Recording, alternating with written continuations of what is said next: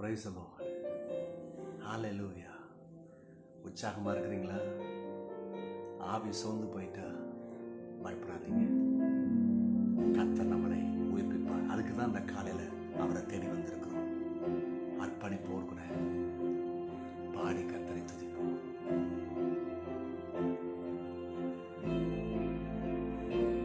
ஓ நல்லவரே, கர்த்தாவே என் கால்களை ஸ்திரப்படுத்துங்க.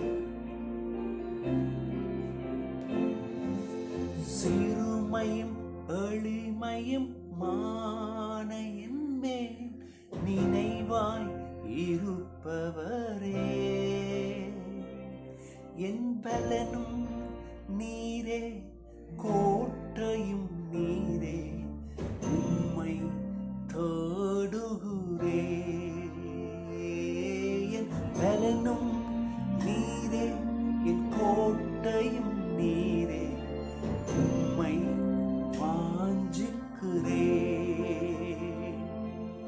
கர்த்தாவே நான் நிலையற்றவன், என் கால்களை ஸ்திரப்படுத்தும்.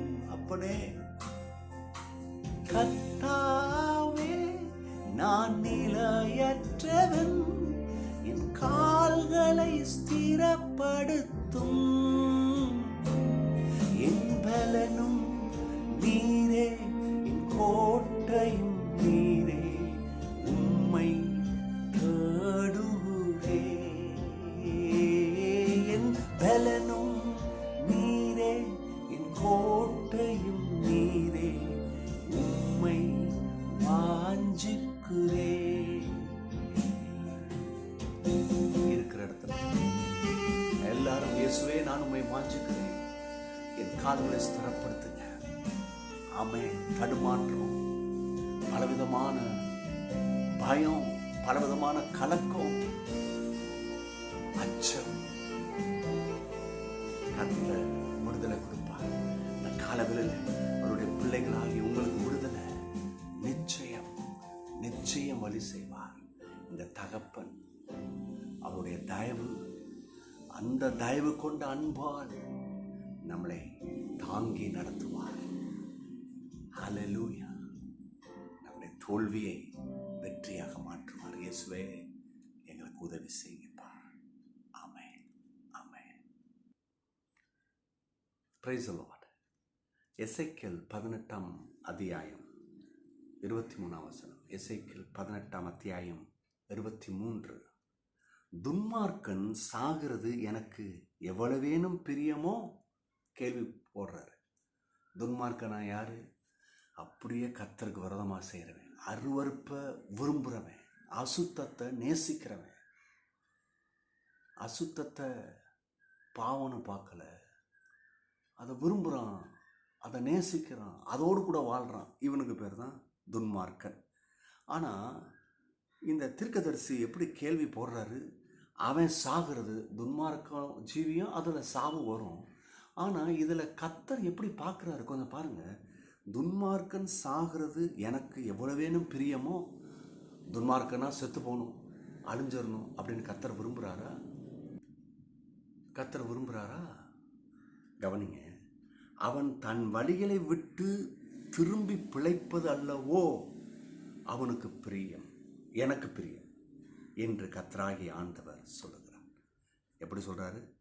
அவன் தன் வழிகளை விட்டு திரும்பி பிழைப்பதல்லவோ எனக்கு பிரியம் என்று கர்த்தராகிய ஆண்டவர் சொல்கிறார். அப்போ கவனிங்க, கர்த்தருடைய இருதயம் அற்புதமான ஒரு இருதயம்.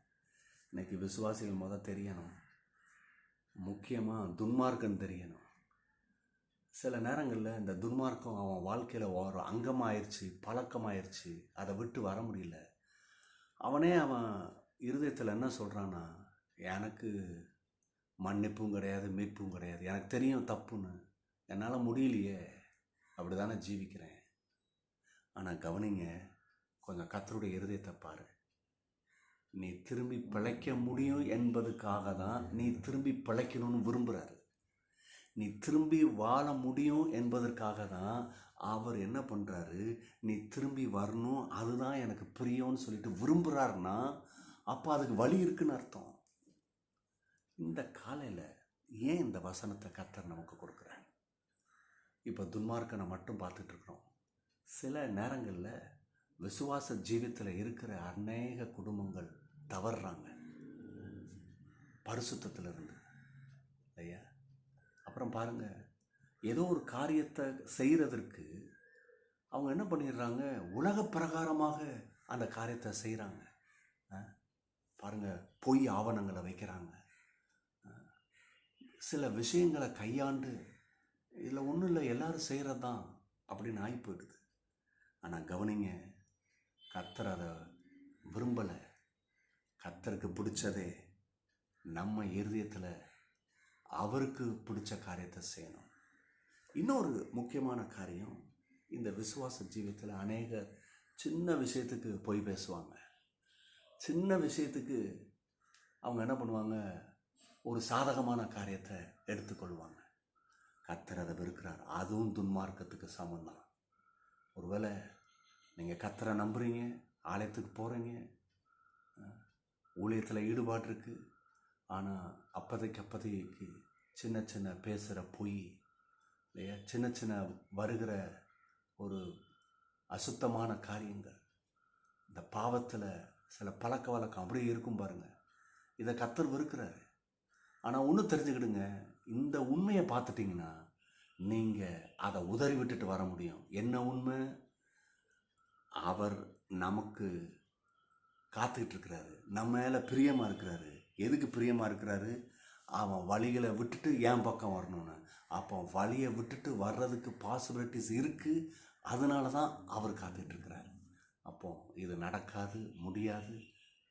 எதுவாக இருக்கட்டும், உங்களுடைய குடிப்பழக்கமாக இருக்கட்டும், சின்ன சின்ன தவறுகள் இருக்கட்டும் இல்லையா, அதை விட்டுட்டு நீங்கள் வர முடியும். கர்த்தர் உங்களுக்கு உதவி செய்வார். இதுக்காக கர்த்தர் உங்களை அற்புதமாய் மேன்மை பாராட்டுவார், உங்களை மேன்மைப்படுத்துவார். God bless you. Bye-bye.